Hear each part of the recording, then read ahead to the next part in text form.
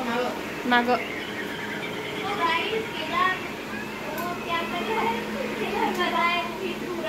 Hello नमस्कार, श्री स्वामी समर्थ सर्वांना। आजच्या माझ्या नवीन व्लॉगमध्ये मी रुपाली आपलं सर्वांचं अगदी मनापासून स्वागत करत आहे। आणि आज हा व्हिडिओ आहे 2 ते 3 दिवसाच्या आधीचा, आणि 2 दिवसाचा व्हिडिओ मी तुम्हाला मिक्स करून पाठवत आहे, कारण माझं व्हिडिओ काढणं आणि त्याला एडिटिंग वगैरे करणं होतच नाही आहे। तर त्यामुळे मग मी 2 ते 3 दिवसाचा असा एकत्र व्हिडिओ तुम्हाला पाठवत आहे। तर तुम्हाला आवडत असेल तर नक्की मला कमेंटमध्ये सांगा। आणि आजचा व्हिडिओ आहे हा, म्हणजे मी आता फ्रीज खूप आमचा गंदा झाला होता, तर फ्रीजची आज क्लीनिंग करायची होती, छान स्वच्छ करून घ्यायचा होता मला फ्रीज। तर मग मी फ्रीज काढला, इकडे एका बाजूला छान साफ करून घेतला आणि स्वच्छ धुवून वगैरे त्याला छान जागेवरच आपल्या नेहमीच्या जागेवर आणून ठेवला। आणि मस्तपैकी आवरून त्याच्यावर जे सामान होतं, पुस्तकं वगैरे ते लावून घेतले, कारण आता बाकी इकडे तिकडे जागा नाही आहे बुकं वगैरे ठेवायला। तर मग मी तिथेच ठेवून घेतलं। आणि त्यानंतर मग मी मार्केटला गेली होती बाजार करायला, तर बाजार वगैरे पण आणला होता। तर मग मी म्हटलं चला आता आपण सर्वात आधी, आता फ्रीज आपला साफ झालेलाच आहे, तर मी सर्वात अगोदर आपल्या फ्रीजमध्ये सर्व भाजीपाला जो आहे तो स्वच्छ करून नीटनेटका ठेवून घेते। कारण जेव्हाचे तेव्हा आणलेला भाजीपाला आपण स्वच्छ करून लावून घेतला म्हणजे बरं होते, नाही तर मग खूप आपल्याला पसारा होऊन जातो, तो मग आणखी आवरणं आपल्याला शक्य होत नाही। तर आता हे इथे एक्स्ट्रा गोबीचे जे देठ असतात ते मग मी काढून घेतले। गोबी आणि ब्रॉकली पण आणली होती, ब्रॉकली पण साफ करून घेतली। अशा प्रकारे सर्व स्वच्छ करून मस्तपैकी त्यानंतर मग इथे एक एक करून पूर्ण भाजीपाला पिशवीमध्ये ठेवला, साफ केला, सर्व आवरून घेतलं। आणि बाजारामधून मी आज फुलगोबी, ब्रॉकली, काकडी, शिमला मिर्च, भेंडी, टोमॅटो, तेंडुई वगैरे असे बरेचसा भाजीपाला आणला होता, म्हणजे 8 दिवस पुरेल मला इतका मी भाजीपाला घेऊन आलेली होती इथं सर्व प्रकारचा। ते कसं आहे, आपण आणलेला भाजीपाला जेव्हाचे तेव्हा व्यवस्थित लावून घेतला आणि साफ स्वच्छ करून ठेवून दिला, आणि छान चिरून वगैरे जे काही चिरणं शक्य होते तर ते मी चिरून पण घेत असते। सर्व भाजीपाला छान असा स्वच्छ करून निवडून चिरून ठेवते, म्हणजे सकाळी कसं आहे आपल्याला गडबडच असते कामाची, मुलींचे टिफिन बनवायचे असतात, आणि त्यानंतर मग मम्मीचा पण टिफिन असतो आणि बाकीचे कामं पण असतात आपल्याला। तर मग आपण जर एकदाचा भाजीपाला निवडून ठेवला, म्हणजे साफ करून ठेवला, म्हणजे कसं होते पटकन घेतला आणि धुतल्यानंतर आपण लवकरच भाजी वगैरे लावू शकतो, तेवढा वेळ आपला वाचतो सकाळचा। तर म्हणून मग मी इथे भाजीपाला लावता लावता पूर्ण साफ पण करून घेते, आणि फक्त धुत नाही, कारण धुतला म्हणजे कसं होते की आपल्याला खूप दिवस तो भाजीपाला टिकवायचा असतो, तर मग तो खराब होऊन जाते। म्हणून मग मी काही असा म्हणजे पाण्याने वगैरे तेव्हाच्या तेव्हा धुवून नाही ठेवत, आणि जेव्हा मला वापरायचा असतो तेव्हा मग मी स्वच्छ धुवून घेत असते। तर आता इथे भेंडी आणि तेंडुई आणली होती, तर ते पण वेगवेगळे काढून घेते। बाजारातून गाजर जे आणले होते त्या गाजराचा मला हलवा बनवायचा होता, म्हणून मग गौरीकडे मी शिलायला दिले, आणि गौरी इथे मला साफ करून देत आहे। आणि त्यानंतर आता तुम्हाला मी हा दुसऱ्या दिवसचा व्हिडिओ पाठवत आहे।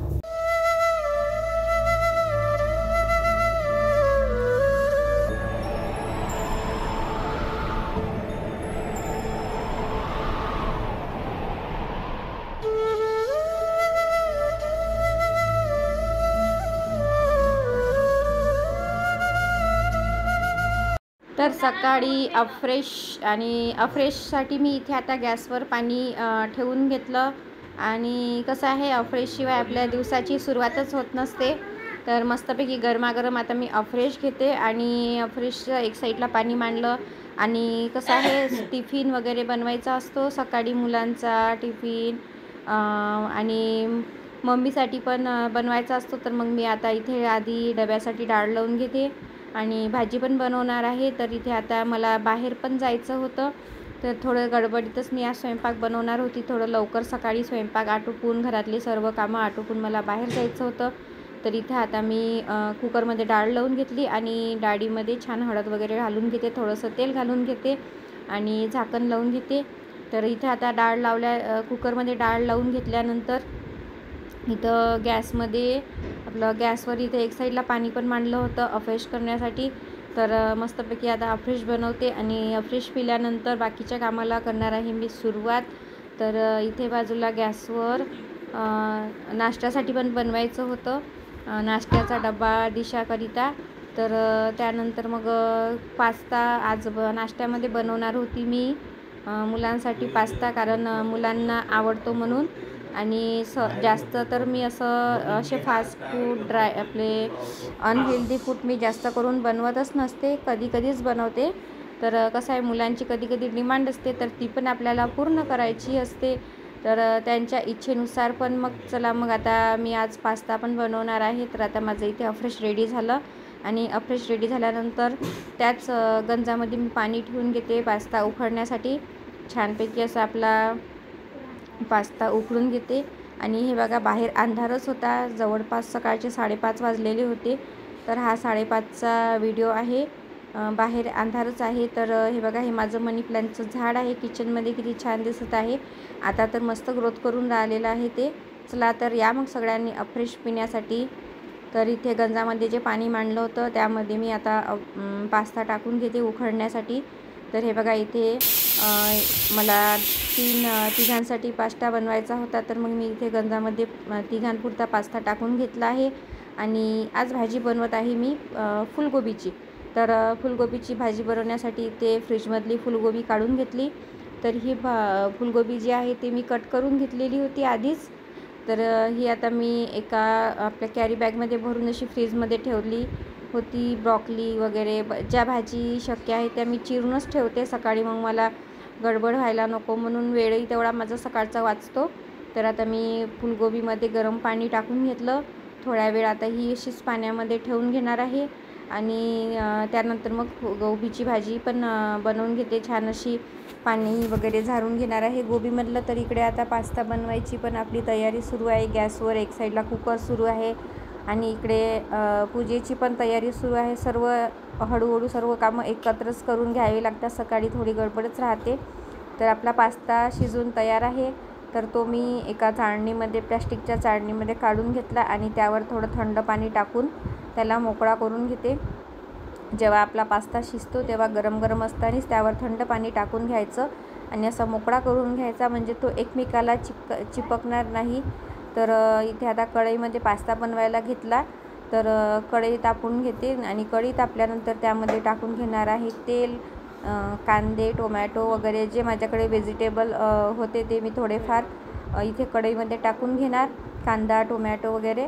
तर इथे आता कढई आपली झालेली आहे गरम, त्यामध्ये टाकून घेणार आहोत आपण थोडंसं पळीभर तेल.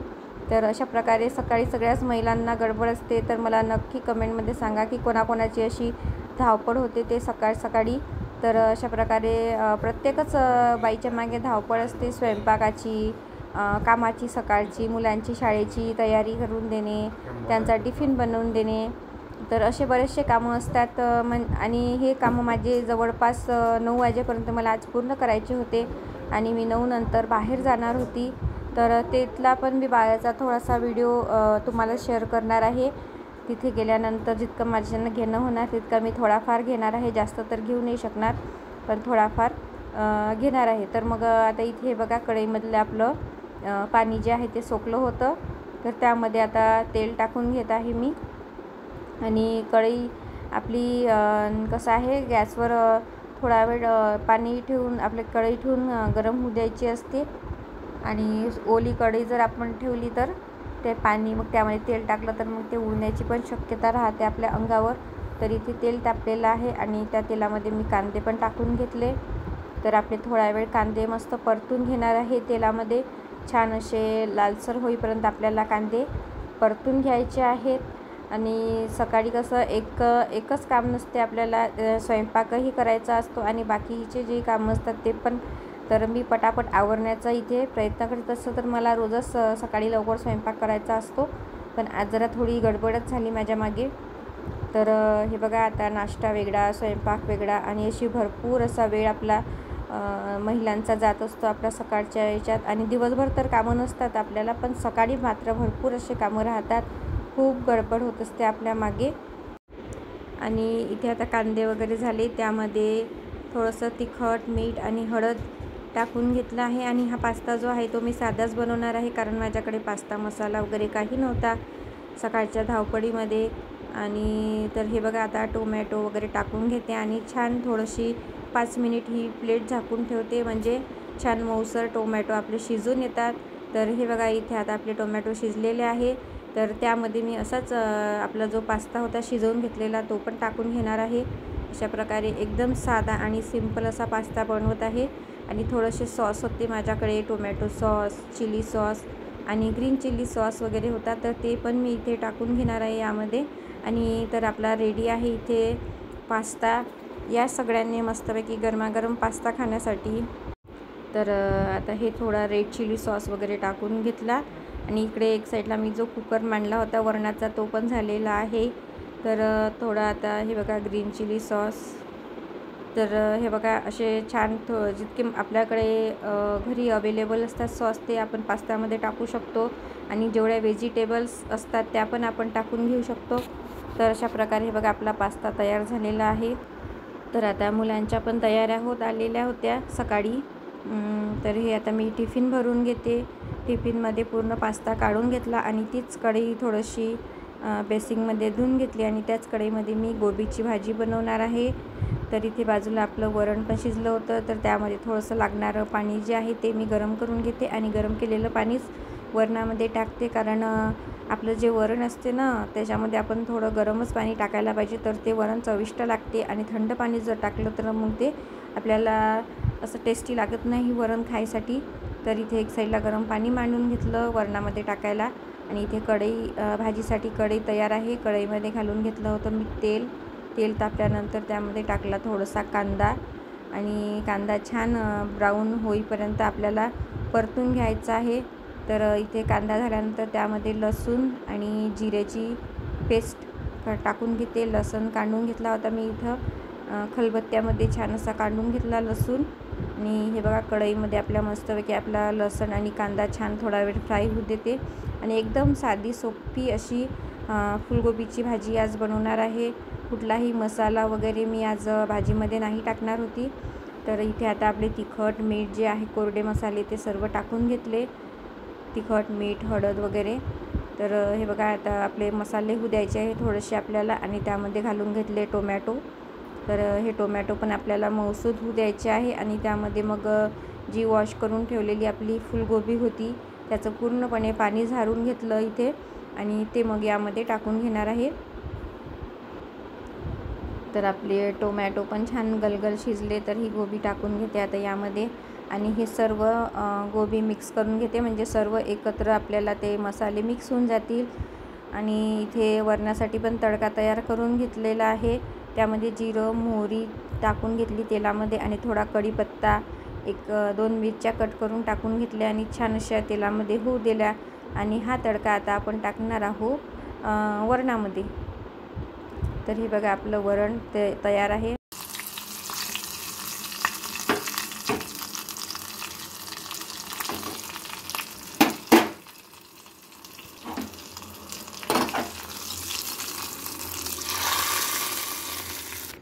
तर इथं आता मी नाश्त्याला बनवायसाठी घेतलं आहे थालीपीठ.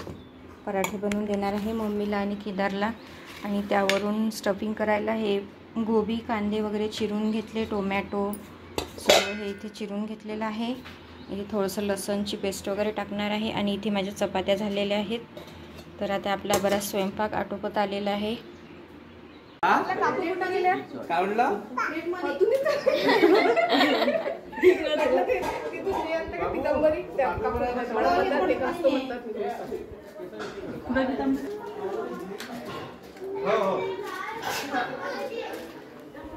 गावातच नाव सांगितलं.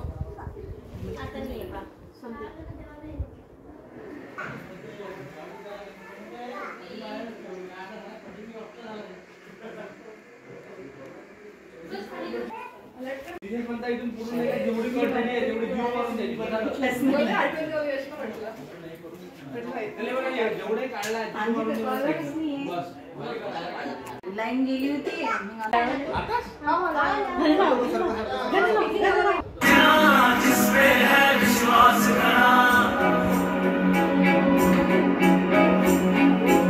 उदय की इन किरणों को ये बादल क्या रोकेंगे? ये तो है तपती ज्वालाओं, आग में क्या झोंकेंगे? उदय की इन किरणों को ये बादल क्या रोकेंगे? ये तो है तपती ज्वालाओं, आग में क्या झोंकेंगे? बादलों को चीर करके ये धरती रोशन करेगा, उदय होगा, उदय होगा, रोके ना रोकेगा, उदय होगा, उदय होगा, झुकेगा, उदय होगा।